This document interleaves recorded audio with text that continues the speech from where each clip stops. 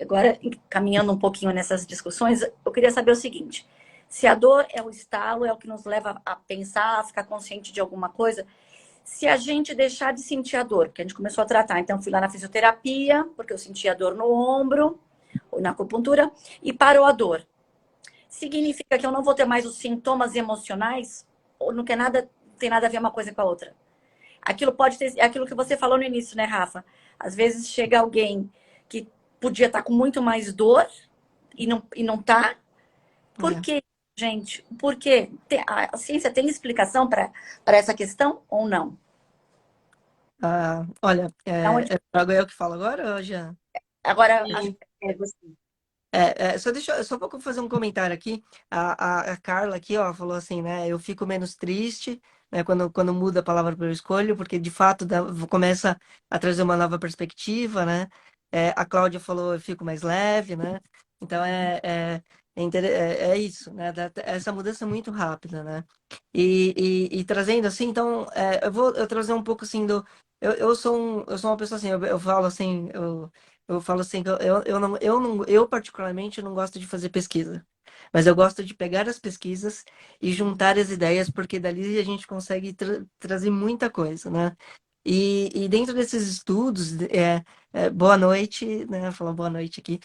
Então, dentro Boa desses noite. estudos, que eu fui, ao longo dos anos, eu fui estudando muita coisa, como eu falei, biologia celular, neurociência, né? Física quântica, fora todo o processo da medicina chinesa, do Theta Healing, né, da terapia neural, enfim, muitas terapias aí, muitas coisas da medicina da pós, né, da medicina psicossomática. E aí eu fui compreendendo, porque era a minha busca, né? Eu falei assim, eu preciso buscar entender a linguagem do corpo. Tá? Então, o que Sim. acontece? O nosso, basicamente, assim, a gente tem um cérebro racional, que é o cérebro consciente, e um cérebro emocional, que é o cérebro límbico. Vou colocar uma divisão bem simplista, não vou, né, adentrar com mais estruturas aí. E mais ou menos a gente tem aí o nosso cérebro límbico emocional comanda em média de 90 a 95% de todo o sistema fisiológico. O nosso inconsciente, subconsciente vai estar tudo ali sendo coordenado nesse processo. Então, o que que acontece? Eu diria que a dor, né, vai ser a pontinha do Vai iceberg, se né? ver. E então, o nosso organismo, o que que ele vai fazendo? Ele é um armazenador de memórias. A gente tem, é o memória RAM, registro automático de memória. Por quê? Porque a memória torna a gente mais eficiente com um gasto energético menor. Então, o nosso Sim. inconsciente vai sempre tender a produzir memória. Então, a gente produz memória por repetição ou por intensidade, por impacto. E aí, o que que acontece? Quando a gente, toda vez que a gente for armazenando nesse sistema de memórias, sistema de crenças, emoções ruins, né? Vou colocar ruins, desconfortáveis. Eu não gosto desse nome, mas ruins, desconfortáveis, elas se associam às memórias. É uma ameaça para o nosso organismo. Ele entende como ameaça. É isso, cientificamente, a gente tem receptor de memória nas células, né? Candy Cepert tem um livro Molécula de Emoções. Aí o que que acontece? A hora que armazena essas memórias, como que é a memória? A memória é um peptídeo, que é uma molécula de proteína menor, com um ópio, um opioide associado, que seria a emoção. E aí o uhum. que que acontece? Essa molécula de emoção, essa memória, então quando ela é uma emoção ruim ou desconfortável, é um ataque, né? O organismo entende isso como uma ameaça. Eu tenho que estar em alerta. E aí o que que acontece? Em alerta, a nossa cadeia de DNA, ela fica contraída. Científico também, Instituto HeartMath estuda isso muito. E aí, o que que acontece? Mais ou menos 90% do nosso DNA atua no metabolismo. Então, o nosso metabolismo começa a ficar comprometido. E aí, por quê? Porque ele tem que compensar para fazer as funções. Então, por exemplo, Uhum. fizeram um estudo em que pegaram as galinhas e tiraram a fonte de cálcio delas. E o organismo delas continuou produzindo cálcio. Então, o que que aconteceu com as galinhas? Qual foi a consequência? Envelheceram mais rápido. Então, porque é uma compensação. Sim. E aí, o que Sim. acontece? Dentro desse processo, a gente vai somando essas memórias. E esse cérebro límbico, ele é atemporal, não existe tempo para ele. Então, é hoje. Hum. E tá lá no seu sistema. Então, o fato de você negar, Não importa que você está negando. Tá Não lá, influencia. né? E Daí o não. negócio está acontecendo. E aí, o que acontece? Então, a dor, ela aparece ali como uma pontinha do iceberg. E aí, Uhum. a hora que a dor melhorou, legal. Mas isso tem um...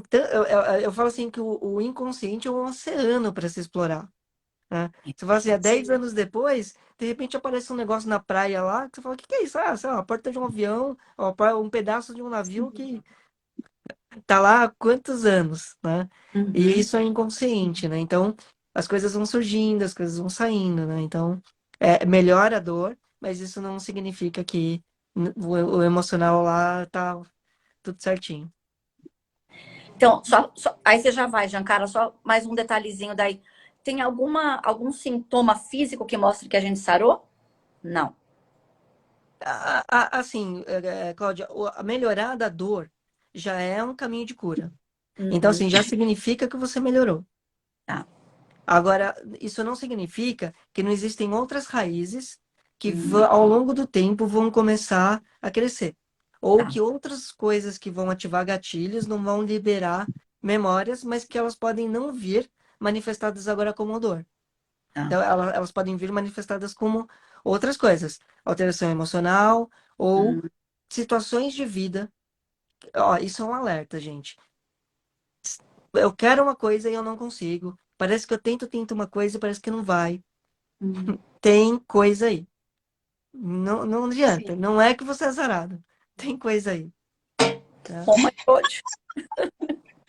Tem, pode ser o sistema, pode ser não, com certeza é o sistema de crença, né? A terapia cognitivo-comportamental, ela classifica as crenças em três grupos. A crença central, que é aquela que nasce na infância, ela não pode ser apagada, apenas reeditada, Uhum. né? Que é onde se ressignifica, né?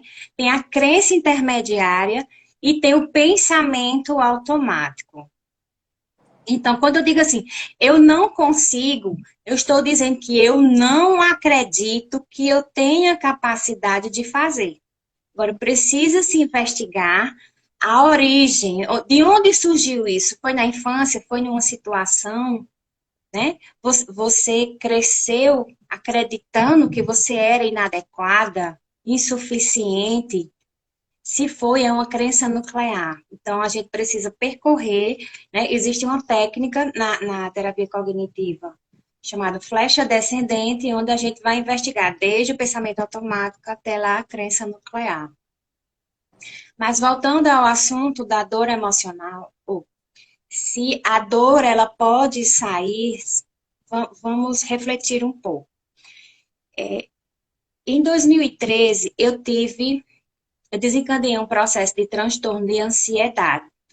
Não existia remédio tarja preta que me colocasse para dormir à noite. Só botava para me dormir. Quando estava amanhecendo, eu passava o dia dopada. Então, o que foi que aconteceu? Eu passei um ano na medicação, desmamei por conta própria, mesmo porque também a medicação era fraquinha, certo? Mas, quando eu comecei há 2 anos, na verdade, né? 2 anos, 2 anos. Há 2 anos eu como psicanalista, eu passei a me tratar, eu passei a tratar esse transtorno de ansiedade. Por quê? Porque como eu também faço faculdade de psicologia, né, ao estudar outras abordagens, outras teorias, me permitiu olhar para mim como um ser humano completo. Né? A psicologia existencial, ela olha para o ser humano a partir de 4 dimensões: a física, a mental, a emocional e a espiritual. A espiritual não tem nada a ver com religião, e sim com o ser, com quem eu sou, certo? Então eu comecei o meu caminho de volta. Comecei a navegar nas águas da minha emoção, sem remédio. Trabalhando o quê? Trabalhando o corpo, de que forma? Regularizando a alimentação, praticando exercício físico e fazendo meditação. né? Inclusive, Rafael, foi quando eu conheci o Theta Healing, foi Uhum. nessa época. Não foi fácil, não vou mentir, não foi fácil desligar o meu sistema, porque a meditação, o objetivo da meditação é fazer com que você desligue o sistema nervoso central, simpático, e que o parasimpático ative. Se o parasimpático ativar, você relaxa, você descansa. E eu suplementava com medicação natural. Como eu não gosto de chá, então eu manipulava, fazia chá em cápsula. E fui para análise. E vamos fazer análise, vamos compreender o sintoma. Qual era o meu principal sintoma? A insônia e o sufocamento respiratório. Então, o que é insônia? Insônia, por quê? Porque eu vivia num estado de alerta. Se o organismo entende que eu estou em perigo, ele não vai me permitir dormir. Pelo contrário, ele vai jogar adrenalina, cortisol, para quê? Para você correr, porque ele entende que você está em perigo. Então você vai ficar cheio de energia. Os olhos pareciam assim, dois faróis acesos.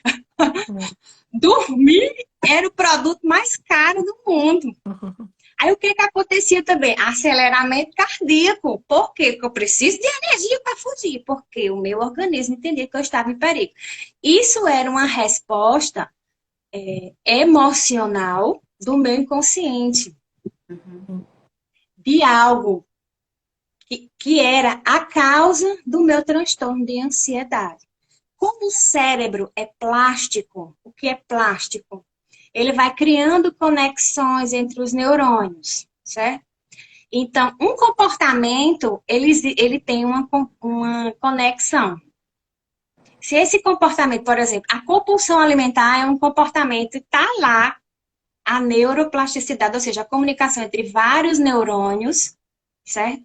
Estão lá reforçando. Quanto mais você come, mais você reforça essas estruturas.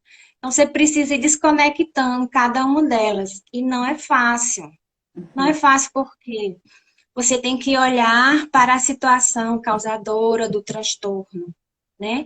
E os sintomas falavam, né? O sufocamento respiratório, outra coisa, eu não conseguia dormir com a falta de ar, porque o meu organismo não deixava eu dormir, porque sabia que se eu tivesse um apneia obstrutivo do sono, eu poderia morrer. Significa dizer que eu estava em perigo, então ele iria continuar fazendo com que o meu organismo estivesse em estado de alerta. Hoje, 2 anos depois, eu posso dizer que eu consegui me curar da ansiedade. Sim, eu posso dizer que porque todas as questões que estavam relacionadas ao desenvolvimento deste transtorno foram desligadas. Não só a ressignificação da situação, a catarse da dor, das emoções, a forma de pensar, olhar para aquela situação com um outro olhar, não mais com aquele que me aprisionava, né? Não mais com o olhar que me adoeceu. Mas, hoje, o meu organismo, o inconsciente, quando precisa mandar uma mensagem, ele se utiliza desses sintomas da ansiedade? Sim, ele se utiliza. Nossa. Ele se utiliza. Às vezes, quando eu vou dormir e eu tô com os olhos com o farol aceso, aí eu disse, eu já entendi a mensagem. Hoje eu tô tão sistematizada, o meu inconsciente tá tão sistematizado, que eu consigo manter uma conversa com ele. Eu digo, eu já compreendi a mensagem, amanhã. É de madrugada, como o Rafael falou, o inconsciente é atemporal, então ele não sabe se é de dia, de noite, de madrugada. Se está na hora de dormir, eu preciso dormir, já compreendi os sintomas, já sei o que ele significa. Amanhã eu verifico isso. Pronto, me viro e adormeço. Beleza. É É o verdade. que o Me Rafa falou. viro e adormeço.